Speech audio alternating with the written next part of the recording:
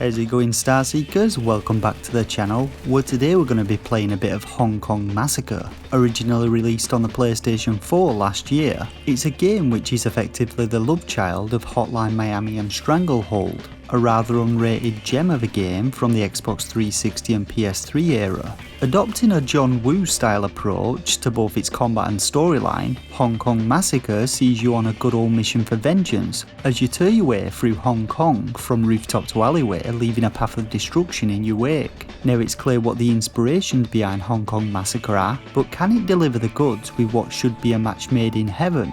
Let's get into this review and find out.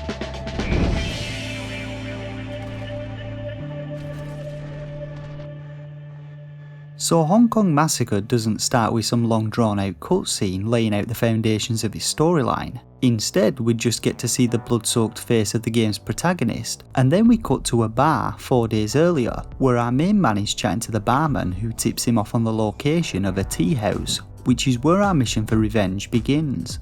Now if you played Hotline Miami, Hong Kong Massacre takes a similar approach to its level design and gameplay elements. We experience the action from a top-down perspective, moving our character with the left thumbstick while the right does the aiming. We can fire our equipped weapon by tapping or holding the ZR button, and just like Hotline Miami, this game also features one-shot kills, but there's no loading in between restarts of levels which keeps the action flowing, giving the game that addictive one more try feeling. Now there are a number of ways to approach combat in Hong Kong Massacre. You can take your time weighing up your approach and picking off enemies one by one, or you can wade in all guns blazing, shredding the place with a hail of bullets as you go. Whatever style of gameplay you adopt though, you have a number of different abilities at your disposal which greatly decrease your chances of eating lead. Firstly, you have a dive manoeuvre, which with the tap of the R button can be used to perform slides and rolls from cover to cover, skid your way across car bonnets or swan dive through windows, and whilst performing a dodge roll you're immune to bullets, and this can be used to great effect as you enter into rooms or duck back out of them. The enemies in the game fire with pinpoint precision, even on easy mode, which I found a little annoying at times, so I advise mastering this skill as soon as possible.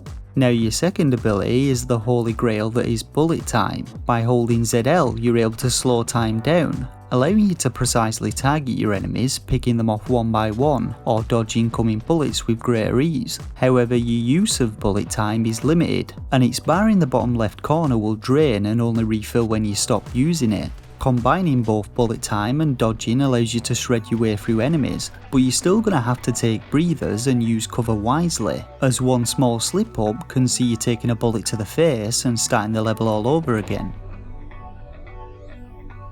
Now when it comes to weapons, Hong Kong Massacre doesn't offer the same amount of variety as Hotline Miami, and you have a limited arsenal of just 4 weapons, these being dual pistols, a shotgun, a submachine gun and an assault rifle, all of which have a limited amount of ammo, so you're going to be frequently switching out your empty weapon for those dropped by dead enemies as you make your way through missions. In order to complete missions, your objective is simple: kill everyone, job done. Completing missions earns you stars, which can then be used to unlock each of the game's weapons, which can also be upgraded to improve things like the fire rate, ammo capacity and your movement speed with them. These upgrades are pretty pricey though and require plenty of stars, which is where the bonus objectives of missions come in. Completing a mission within a set time period without using bullet time or without missing a single shot will net you additional stars, but this is easier said than done and will take plenty of attempts to achieve.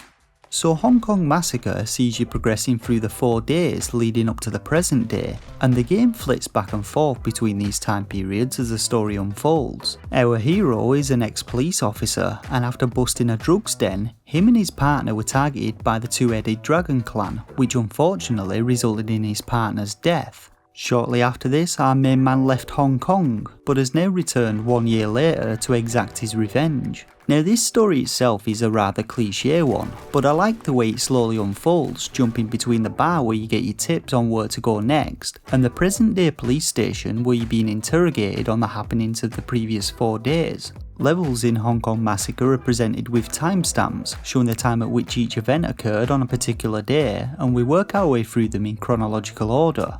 Now, aside from taking place in different locations, which provides us with some variety to the layouts and visual presentations, each level in the game is pretty much the same, which some people might find repetitive, but myself and other fans of Hotline Miami will be familiar with this type of presentation and shouldn't find it an issue.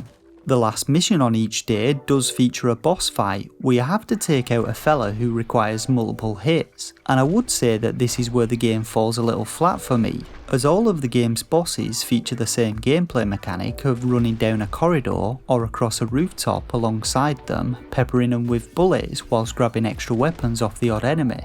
Aside from this though, I would say that I only have a couple of other qualms with the game, the first being with how enemies are instantly aware of your presence, even if you move up slowly behind them. As soon as you peek around a corner or through a doorway, they instantly turn and fire a hail of bullets at your location. I would have liked to have seen some stealth related mechanics introduced, possibly allowing for melee takedowns if you manage to sneak up on unaware enemies. Although it contains 30 stages and 5 boss battles, Hong Kong Massacre is also not the longest of games, with each level able to be completed in a couple of minutes with some good gunplay, but the bonus objectives add some additional challenge and completing everything should fill a few hours at least. Finally, I also experienced a few very minor frame rate hiccups, but nothing that majorly impacted on gameplay. Overall though, Hong Kong Massacre is a fast-paced action game with some wonderfully gritty visuals and an awesome soundtrack to boot. Fans of Hotline Miami will likely have a ball playing it, despite its straight-up storyline and lack of a surreal edge that the Hotline Miami series is well known for. So now let's get on to rating the game. Now I rate games between 1 and 5 stars, with a shovelware stamp of approval reserved for the worst games on the eShop. This rating is based on my own personal opinion on the quality and quantity of the title's gameplay and whether I think it offers value for money to potential buyers. For a rating, I'm going to be giving the Hong Kong Massacre 3 out of 5 stars. If you're a fan of over-the-top John Woo action movies, Bullet Time or Hotline Miami, then I recommend giving the Hong Kong Massacre a go. It might not be quite as good as any of these things alone, but combined they make for some damn good fun. The Hong Kong Massacre is due to release on Nintendo Switch on the 26th of December, and you can get it from the UK Switch eShop where it's usually priced at £17.99, or from the US eShop for $19.99. Alternatively, the game's also available on PlayStation 4 and Steam. And that about wraps up this review of Hong Kong Massacre. Don't forget to hit that like button if it helped you out, and let me know your thoughts and opinions on it in the comment section below. As always, smash that subscribe button if you want to be notified of future Nintendo Switch reviews, and head on over to the Starseekers Discord server to join its growing community. For now though, I just want to thank you all once again for watching, and until next time, take care and game on.